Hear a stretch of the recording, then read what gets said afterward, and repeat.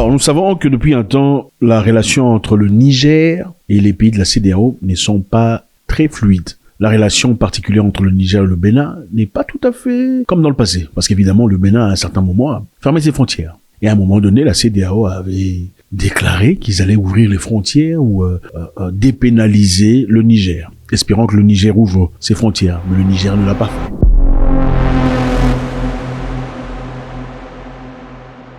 Maintenant, le Bénin, à travers M. Talon, vient de trouver une solution talonienne pour forcer au Niger d'ouvrir les frontières.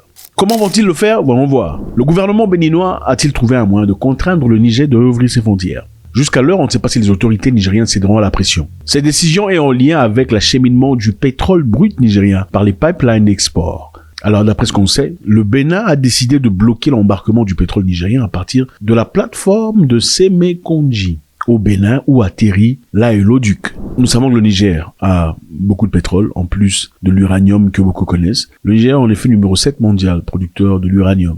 Mais avec son pétrole, le Niger pourrait devenir encore beaucoup plus grand. Alors, qu'est-ce que ça veut dire? De façon plus concrète, les autorités béninoises interdisent l'accès à leur eau aux navires qui auront comme mission d'embarquer le pétrole nigérien pour exportation. Voici la carte du Niger, ok? Comme ça, on va comprendre. Le Niger est là, le Bénin est là, l'Afrique de l'Ouest est là. Le Bénin décide de fermer l'entrée du pipeline, puisqu'évidemment, le Niger dessert son pétrole à travers le port du Bénin. Cette information tombe alors que les stations du terminal du pipeline Export Niger-Bénin a reçu ses premiers barils de pétrole il y a quelques semaines. Le pétrole nigérien, évidemment, parcourt plus de 2000 km, dont 675 en territoire béninois. Donc cette exploitation pourrait prendre des coups durs. Le Niger est en train d'immiser en tout cas pour se faire beaucoup d'argent.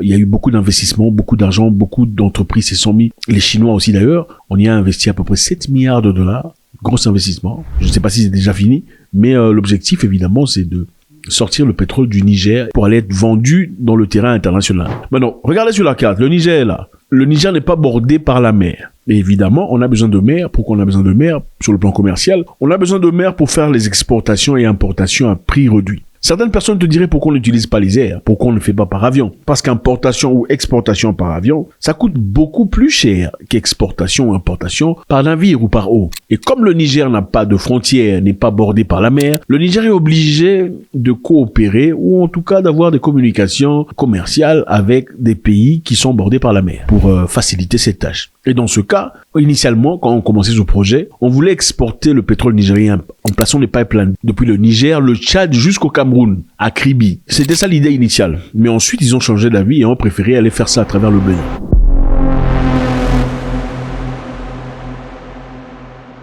L'exploitation de cette réserve, qui risque d'apporter beaucoup d'argent au Niger, risquerait de prendre un coup si les autorités nigériennes devraient garder leurs frontières fermées. Depuis la levée de sanctions prononcée par la CEDEAO contre le Niger, le pays du général Tiani ne s'est pas montré très souple en réouvrant ses frontières. Évidemment, ils sont...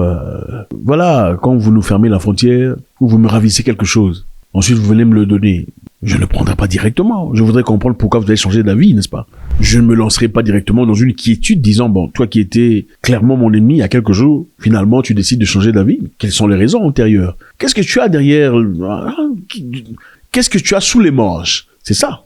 Alors le Niger ne s'est pas montré souple à ouvrir les frontières, alors que Niamey a réouvert ses frontières avec le Nigeria. Beaucoup de personnes te diront, la raison pour laquelle on a fait ça, c'est parce que voilà, le Niger et le Nigeria ont des populations communes qui ont été séparées par la colonisation. Vous savez, il y a des endroits où en Afrique où les gens sont les mêmes, mais de deux frontières. Ce sont les mêmes personnes. Mais ce sont vos politiciens qui essaient de vous séparer. Mais ce sont les mêmes personnes qui ont existé avant la colonisation, avant la séparation des pays.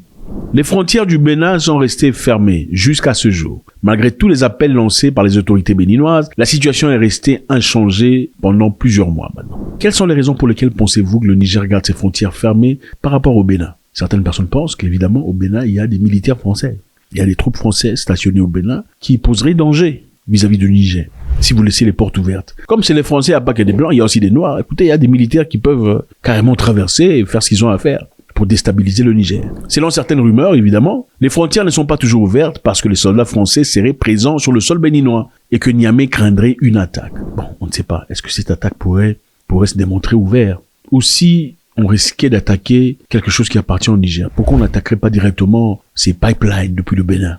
Carrément. où ce serait trop flagrant. Parce qu'évidemment, si le Bénin est plus ou moins stable comme pays, si on attaque les pipelines depuis le Bénin, on risquerait de soupçonner que c'est le gouvernement qui le fait. Ou le gouvernement en coopération avec les Français. Donc voilà. Ce projet de pétrole est très grand. En tout cas, pour le PIB du Niger, ça pourrait générer plus de 13 milliards de dollars très vite. Et ça changerait beaucoup de choses. Est-ce que vous pensez que la pression de M. Talon est justifiée? Ou pensez-vous que ça va réussir? C'est-à-dire les investisseurs chinois qui ont placé leur argent, qui attendent le pétrole depuis les ports de Sémé, n'en recevront pas. Est-ce une façon de mettre la pression sur le Niger, une façon effective, efficiente, qui réussira ou pas?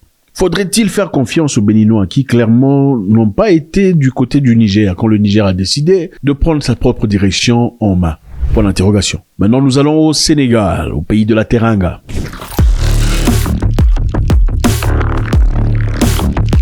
Le Sénégal, un pays plein de culture, un pays très inspirant avec sa cuisine, sa culture, le sport, la lutte sénégalaise qui est emphatique et très impressionnante, une lutte qui a été valorisée par les États commerciaux, c'est toujours avec beaucoup de plaisir.